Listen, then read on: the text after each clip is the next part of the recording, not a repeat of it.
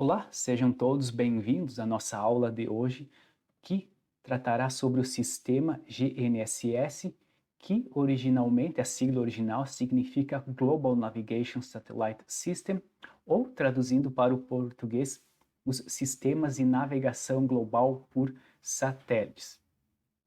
Eu dividi então essa aula em 4 tópicos principais que devem durar em torno de 50 minutos. Primeiro é sobre o posicionamento e navegação, o segundo, características do GNSS, o terceiro, a teoria básica de funcionamento e, por fim, alguns dos erros que atuam nas medições do sistema GNSS.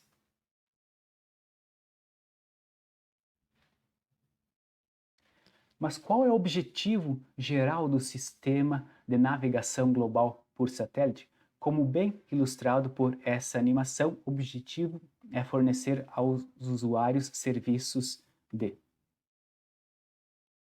primeiro, posicionamento, por exemplo, determinação de uma coordenada geográfica, navegação, quando, por exemplo, usamos o aplicativo Waze para se deslocar entre duas cidades, serviço de tempo, por exemplo, quando um banco usa dados GNSS para registrar a data e a hora das transações comerciais.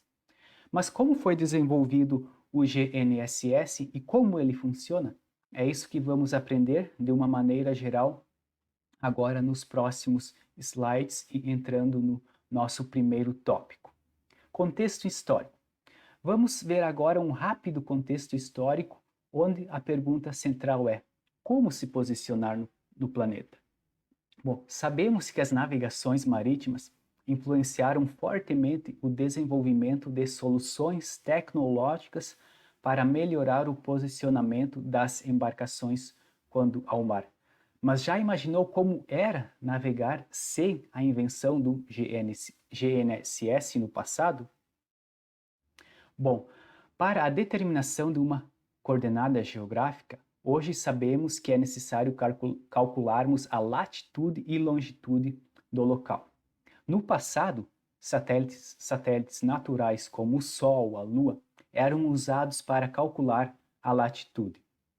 Instrumentos portáteis foram então inventados com o objetivo comum de medir ângulos, nomeadamente a altura do Sol ou de uma estrela qualquer, como ilustrado na figura central. Com a altura do Sol e uma tabela de declinações, podia-se calcular a latitude. E eles foram auxiliares preciosos na navegação astronômica em tempos passados. Para medir essa altura, eles usaram os marinheiros primeiramente o astrolábio, que foi inventado em torno do século II a.C. Depois foram inventados os instrumentos de reflexão, como o sextante em 1757, o qual trouxe um ganho na precisão das medidas. Interessantemente, esse instrumento é ainda necessário quando se pretende fazer uma navegação puramente astronômica. Bom, um problema evidente com esses tipos de instrumentos é a presença de nuvens, fato agravado pela necessidade de se observar o Sol em torno do meio-dia solar no lugar considerado. Isso poderia levar, então, a dias sem observação. Bom, determinada a latitude, era necessário calcular também a longitude. Enquanto que o problema da latitude foi resolvido com a ajuda do astrolábio náutico já no século II, como antes de Cristo, como falamos, o problema da longitude apresentou-se mais desafiador de ser solucionado. O problema das longitudes estava ligado ao problema da diferença entre o tempo local e o tempo no meridiano zero.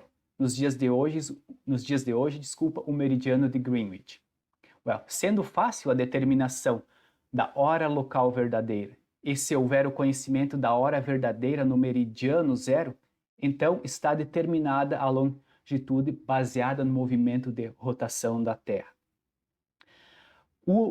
De forma simplificada um pouco a história da longitude, o holandês Gemma Frisius foi o primeiro a descrever em 1553 como a longitude de um lugar pode ser encontrada usando um relógio para determinar a diferença entre os horários locais e absolutos. Então, lembrando a teoria que temos 24 horas para a Terra completar um giro completo.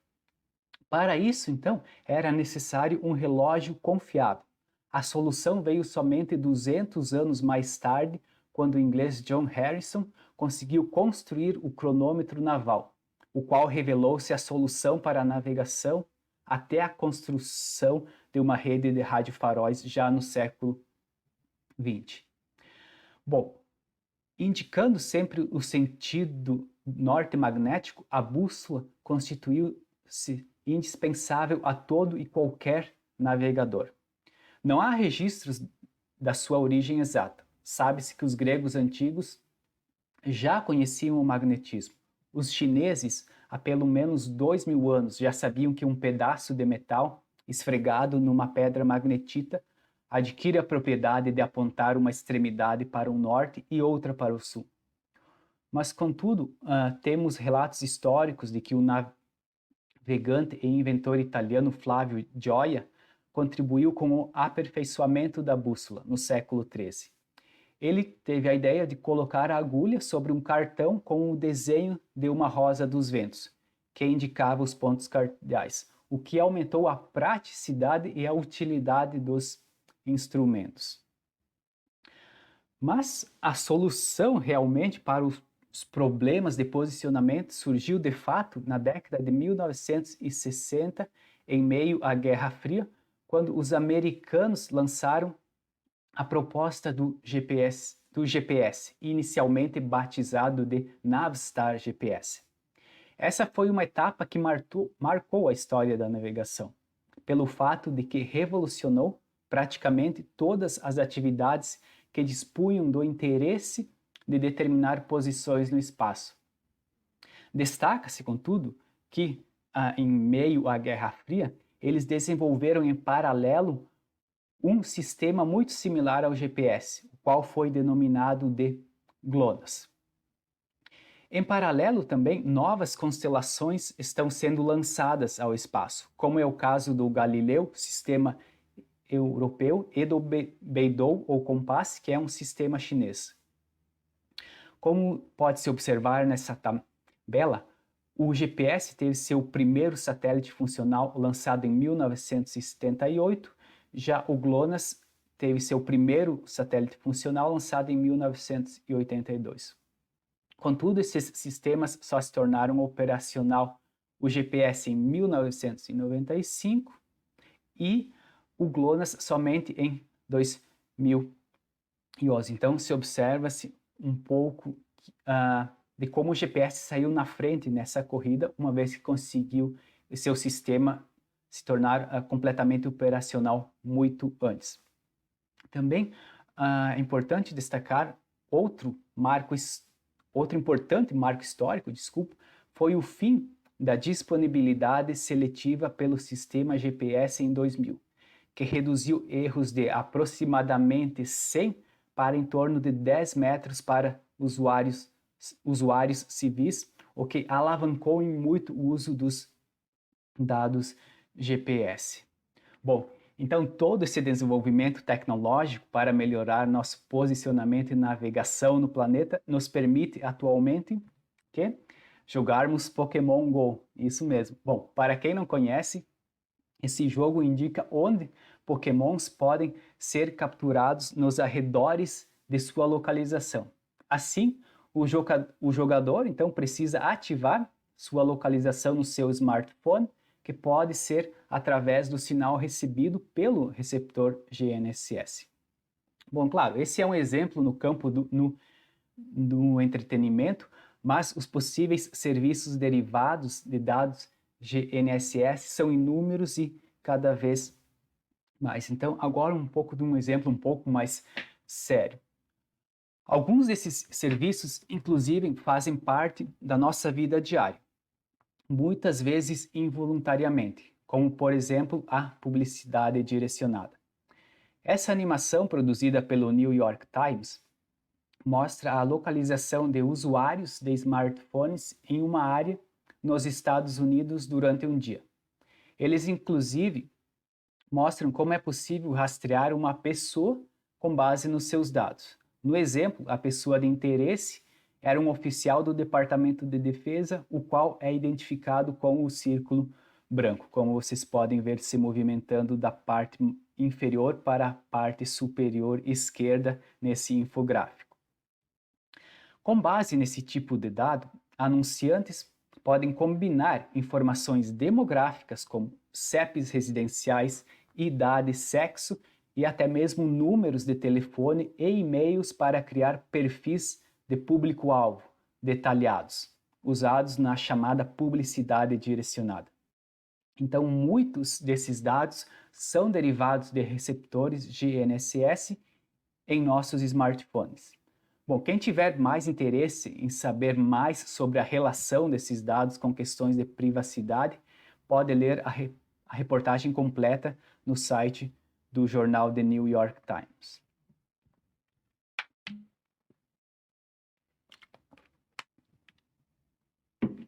Antes de prosseguirmos, devemos diferenciar os termos GPS e GNSS. Apesar da sigla GPS ser usada corriqueiramente no nosso dia a dia, o GPS é apenas um dos sistemas de satélites, que é o comandado pelos Estados Unidos. Já o GNSS é o termo coletivo abrangendo todos os diferentes tipos de sistemas de navegação por satélites, como bem apresentado na figura à direita, onde exemplos de órbitas dos sistemas GLONASS, Galileu, GPS e Beidou são apresentados. Essa animação também mostra as órbitas dos principais programas de navegação global por satélites, onde observa-se que os sistemas GNSS estão entre as altitudes de 20 a 30 mil quilômetros de altitude. E também fica claro que o GPS é apenas um desses sistemas de navegação global por satélites. Vamos agora mostrar algumas das principais características de um sistema GNSS. Primeiro, quanto à cobertura.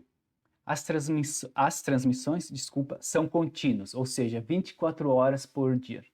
A cobertura é global, ou seja, qualquer ponto do planeta deve receber sinal GNSS.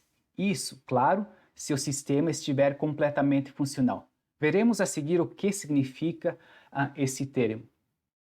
E terceiro, como os sinais emitidos pelos satélites são em forma de ondas de rádio, condições atmosféricas não ideais, como tempo nublado e chuvoso, podem sim afetar o sinal, mas geralmente não afetam a recepção do mesmo pelo receptor na superfície da Terra ou próxima dela.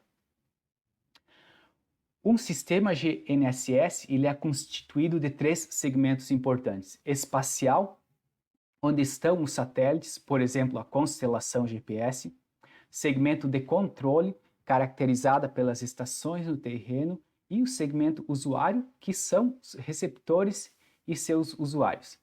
Vamos ver em detalhes cada um desses segmentos. O segmento espacial é onde estão as constelações de satélites GNSS. Por exemplo, o sistema GPS precisa de pelo menos 24 satélites para estar completamente funcional e oferecer as vantagens vistas anteriormente. Dessa forma, um receptor em qualquer ponto do planeta terá no seu campo de visada pelo menos 4 satélites visíveis. Veremos mais adiante o porquê da necessidade de pelo menos 4 satélites para o cálculo de uma coordenada geográfica. Isso é possível graças à organização dos satélites no espaço, que consiste de 1, 2, 3, 4, 5, 6 planos orbitais igualmente espaçados, com 4 satélites em cada plano. Atualmente, o sistema GPS conta com 31 satélites ativos. Dessa forma, sempre tem satélites reserva. Aqui temos um exemplo visual de uma constelação de GPS de 24 satélites em movimento com a rotação da Terra. Observe como o número de satélites à vista em um determinado ponto da superfície da Terra muda com o tempo. O ponto neste exemplo é em Golden, Colorado. Contudo, observe que mesmo esse ponto se movimentando com a rotação da Terra, sempre há pelo menos 4 satélites visíveis nesse ponto. Segmento de controle. Este é formado pelos centros de controle em terra que têm a função de monitorar a órbita e sincronia dos satélites e manter seus almanaques acurados. Essa palavra é importante. Para que um receptor GNSS possa operar, é necessário que tenha em sua memória todas as informações sobre os satélites. Tais informações são chamadas de almanaque. Essa figura mostra a localização das estações terrestres para o sistema GPS dos Estados Unidos, onde percebe-se que a estação principal está localizada em Colorado, nos Estados Unidos. De maneira esquemática, a estação principal envia sinais de rádio para as estações de monitoramento, as antenas terrestres e os satélites. As antenas dos satélites, por sua vez, enviam sinais para a estação principal, estações de monitoramento e receptores aos usuários. Já as estações de monitoramento enviam sinais somente para a estação principal. Agora, por último, temos o segmento usuário.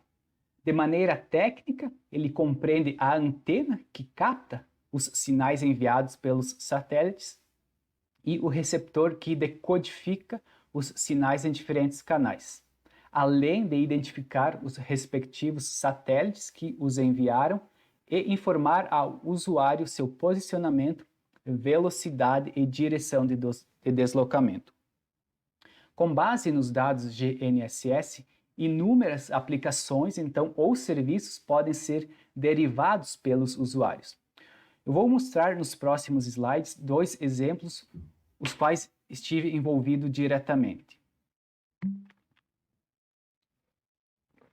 Primeiro, este foi um projeto multidisciplinar e internacional desenvolvido na Universidade Nacional de Assunção, Paraguai.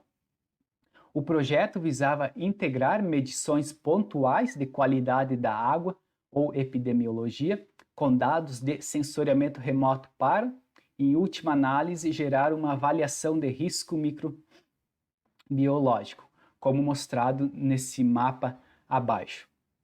Então, uma série de parâmetros físico-químicos, por exemplo, fósforo, nitrogênio, e microbiológicos, como, por exemplo, coliformes, composição da comunidade microbiana, foram coletados no lago chamado Ipacaraí, que é próximo da capital Assunção. Para isso, foi imperativo o uso de receptores de GNSS para localizar em campo as coordenadas de interesse pré-estabelecidas no escritório. Por último, então, esses mapas de risco de contaminação foram gerados, como mostrado no exemplo. No segundo exemplo, eu adquiri imagens aéreas com auxílio de um drone de asa fixa para monitorar o desenvolvimento de um bosque florestal. Graças ao auxílio do receptor GNSS no drone, o mesmo conseguiu seguir rotas pré-programadas e cobrir a área de interesse. Em solo, um receptor GNSS, que é o que está mostrado à direita em cima, foi utilizado para adquirir pontos de controle com alta precisão, os quais serviram para georreferenciar as imagens drone, gerando uma série temporal, aproximadamente 4 ou 5 meses, de ortomosaicos. Isto me permitiu monitorar o desenvolvimento desse bosque de forma consistente. Entrando agora no outro tópico da nossa aula de hoje, que é um pouco da teoria básica de funcionamento, como é transmitido e como é recebido o sinal. Sinais GNSS. Entrando então nesse terceiro item da nossa aula, vamos ver de maneira geral como o GNSS funciona. Imagine que o satélite e o receptor estivessem conversando. O satélite diria: Olá, sou o satélite GPS número 2, minha posição é XYZ, no sistema de referência WGS84, e esta mensagem foi enviada no momento T. Ah, tenho também umas efemérides aqui. O receptor, na superfície terrestre, ao receber o sinal, poderia dizer: Ok, deixa verificar se teus dados batem com o meu almanaque. Lembre que comentamos há pouco que era um almanaque. Então, em caso positivo, em caso desse reconhecimento, o aparelho receptor poderia então utilizar tal dado para derivar informações, como, por exemplo, o cálculo de uma coordenada geográfica. Vamos aprofundar um pouco essa conversa. Primeiro, quanto ao tipo de serviço. O sistema GPS, por exemplo, disponibiliza dois tipos de serviços. O SPS, que é um serviço de posicionamento padrão, e PPS, serviço de posicionamento preciso. O SPS está disponível a todos os usuários no globo, sem cobrança de qualquer taxa, mas como veremos, com uma precisão menor. Já o PPS proporciona melhores resultados, ou seja, maior precisão, mas é restrito a usuários autorizados. Bom, cada satélite GPS transmite dois sinais, chamados L1 e L2. Cada um deles contém uma frequência e comprimento de onda diferentes, como ilustrado no slide. O sinal L1 é modulado em código CA e P, já o L2 somente em código P. O código CA, que significa em português resolução grosseira, permite a rápida distinção dos sinais recebidos de vários satélites, mas ao custo de uma relativa baixa precisão, a qual satisfaz o padrão SPS visto acima. O código P ele é utilizado então por usuários autorizados e permite atingir os padrões de precisão do PPS. A seguir, vamos ver como esses códigos e fases afetam as medições. Dependendo da precisão, os receptores são classificados como 1. Navegação, que fazem a gravação das coordenadas obtidas, mas não registram as observáveis, que são os dados brutos. Usualmente utilizam o código CA e têm precisão de aproximadamente 10 metros, sendo utilizado principalmente para localização instantânea e navegação, que é, por exemplo, para navegação automotiva ou drones esses mais simples. Já os receptores topográficos têm capacidade de gravar dados brutos das observáveis. A principal é a da fase L1. O código CA também pode ser lido e gravado. No geral, o código CA sempre ele é lido em todos esses instrumentos. E sua precisão é, em geral, melhor que 3 metros, podendo chegar a submétrica quando realizada a correção diferencial. Exemplo de aplicação: no Cadastro Ambiental Rural ou CAR. 3. Os receptores geodésicos, assim como os topográficos, eles gravam os dados brutos das observáveis.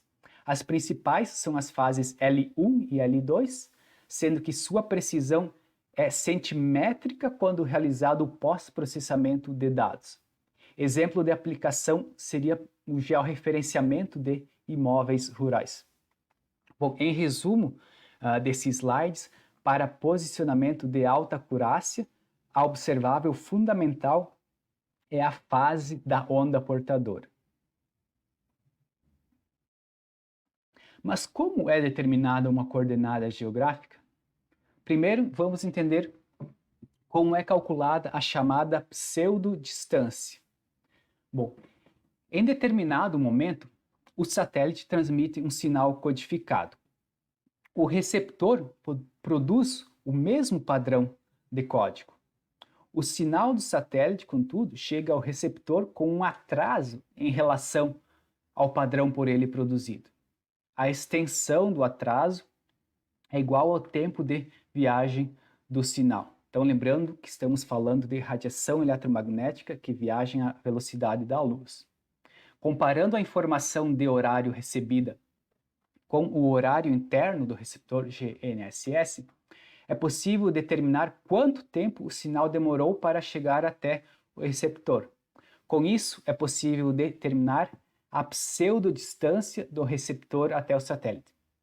Bom, chama-se pseudodistância, pois desconsidera os diversos erros envolvidos. Isso também permite um cálculo rápido da distância entre o receptor e o satélite GNSS. Assim, vamos dar um exemplo. Então, imaginemos que a diferença de tempo foi igual a 0,6 segundos. Sabemos que a velocidade de deslocamento da luz no vácuo é aproximadamente igual a 300 mil quilômetros por segundo. Assim, temos que a pseudodistância é igual à velocidade multiplicada por essa diferença de tempo, que nesse exemplo nos daria então uma pseudodistância de 18 mil quilômetros entre um receptor na Terra e um satélite orbitando a Terra. Esse cálculo da pseudodistância é importante e abre lugar para a demonstração da técnica da trilateração que será vista a seguir. Mas como determinar a posição de um ponto na superfície terrestre? Através de uma técnica chamada trilateração, que é a medida baseada em distâncias, não em ângulos. Vamos a um exemplo para ficar mais claro como isso é feito. Imagine que você está perdido entre diversos prédios e precisa passar sua localização a alguém no telefone. Nesse exemplo, não existem ruas, apenas os prédios como referência. Dentre os prédios, 3 se destacam por suas cores. Um é azul, outro vermelho e outro é verde. Vamos focar apenas nesses 3 prédios que se destacam. Olhando para o prédio vermelho, você consegue estimar que está entre 6 e 7 metros de distância dele. Olhando para o prédio verde, você consegue estimar que está entre 9 e 10 metros de distância dele. E por fim, olhando para o prédio azul, você consegue estimar que está entre 10 e 11 metros de distância dele. Então, a pessoa que está ao telefone toma nota dessas medidas e com isso ela consegue imaginar o seguinte. Bom, ela sabe que você está entre 10 e 11 metros do prédio azul. E isso gera para a gente uma circunferência. Então, ele sabe que você pode estar em qualquer ponto dessa área cinza. Da mesma forma, ela sabe que você está entre 6 e 7 metros do prédio vermelho e isso também gera para a gente uma circunferência. Agora, ela já sabe que você está em qualquer lugar dentro da circunferência azul e dentro da circunferência vermelha. Ou seja, você está em qualquer ponto dentro dessa área cinza. Apenas com essas informações, ela não consegue determinar sua posição. Ela vai precisar fazer a mesma coisa com mais um ponto de referência. No caso aqui, o ponto de referência verde. Traçando a circunferência, com base nas informações dos 3 pontos, a área que coincide com as 3 circunferências já é bem menor, possibilitando assim determinar com uma certa precisão a sua localização. Vamos então voltar ao nosso modelo.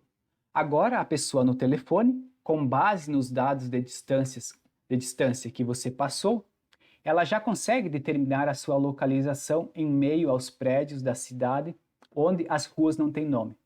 Mas o que isso tem a ver com o sistema de GNSS, que é o tema da nossa aula?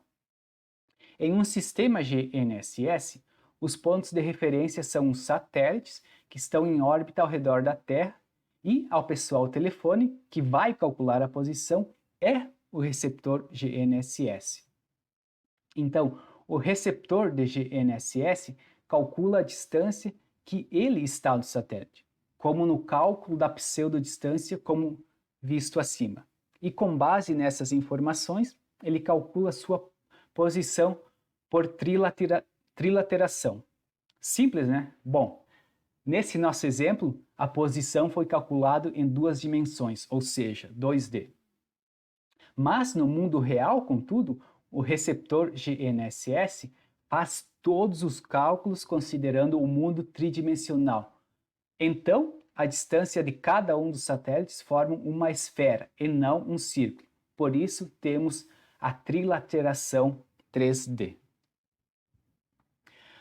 Mas quantos satélites GNSS eu preciso para calcular minha localização? Resposta curta, no mínimo 4. Isso porque as incógnitas são 4. X, Y, Z, que é a posição do receptor, e TR, que é a hora de recepção do sinal. Dessa forma, 4 incógnitas geram 4 equações, as quais precisam de 4 observações, ou 4 satélites, para serem resolvidas. Mas, quanto maior o número de satélites visíveis, melhor a precisão da posição calculada. E, uma vez determinada a posição do receptor GNSS, pode-se derivar muitas outras informações, como distância de viagem, tempo estimado de chegada, velocidade de deslocamento e muito mais. Nosso último tópico é sobre os erros que atuam no sistema GNSS e nas medidas derivadas dele. Diversos são os tipos de erros que afetam as observáveis GNSS. A maioria deles pode ser eliminada, minimizada ou até mesmo evitada. Devem ser empregados modelos matemáticos para tentar se aproximar da realidade. Na maioria das vezes, essas correções ou essas melhorias são feitas em laboratório durante um processo que se chama pós-processamento. Os principais tipos de erros que afetam o posicionamento GNSS serão vistos a seguir.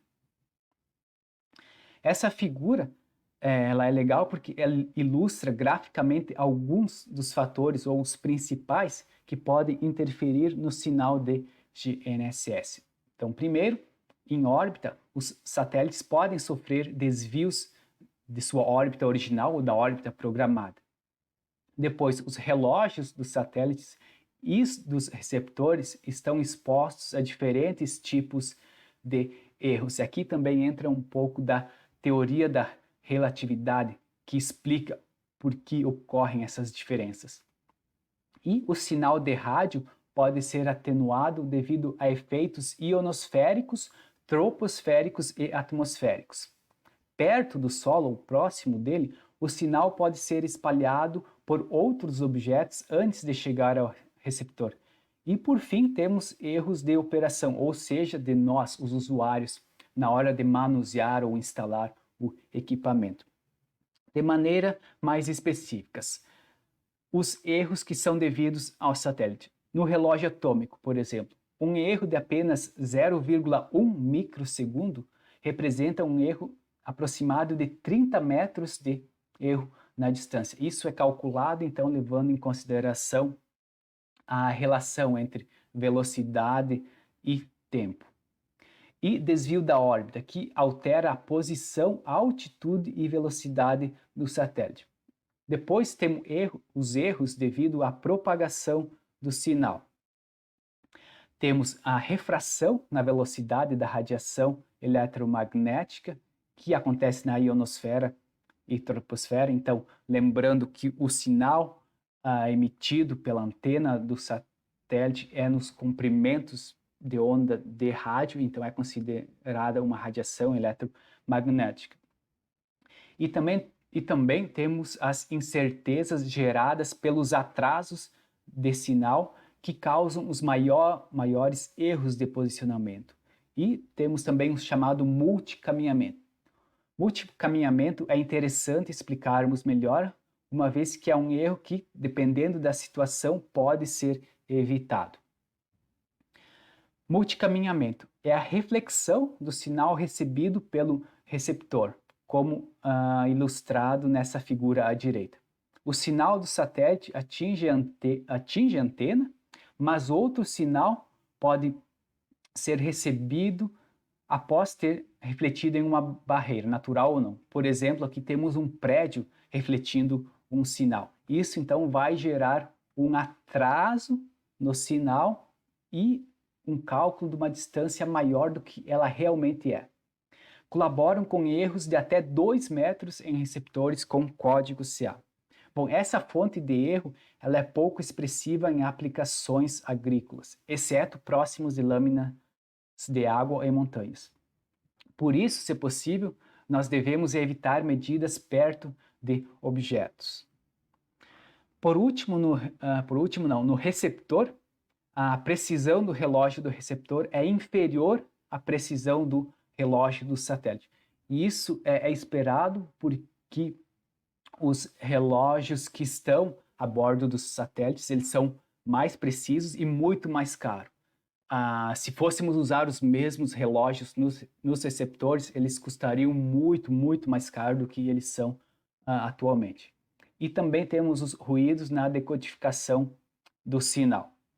Então, todos esses erros, de alguma forma, eles podem ser minimizados ou melhorados, uma vez que pode-se gravar os dados brutos e fazer o pós-processamento em laboratório. Por fim, temos os dados de operação, e um deles é o DOP, ou DOP, ou diluição da precisão. DOP está relacionado com a geometria dos satélites. Então, não basta ter bastante satélites ou um grande número de satélites. É também necessário e interessante que eles estejam igualmente distribuídos e bem espaçados no campo de visada do receptor. Na figura, a melhor configuração é a da esquerda, a qual gerará uma posição mais precisa que a medida do receptor à direita. Então, isso também é algo que geralmente se pode controlar um pouco, não sempre. Então, esses foram os 4 tópicos para a aula de hoje e podemos fazer o seguinte resumo. Então, GNSS é um termo coletivo para os diferentes tipos de sistemas de navegação por satélite. Então, quando não estamos nos referindo a um sistema específico ou estamos nos referindo a todos eles ou qualquer um deles, podemos usar o termo GNSS. GPS, que é o dos Estados Unidos, é apenas então um tipo de sistema, apesar de ser um termo popular usado para representar GNSS. E os receptores calculam a pseudodistância até os satélites. A posição de um receptor GNSS é calculada usando a trilateração 3D, que é uma medida baseada em distâncias, não em ângulos, importante lembrar.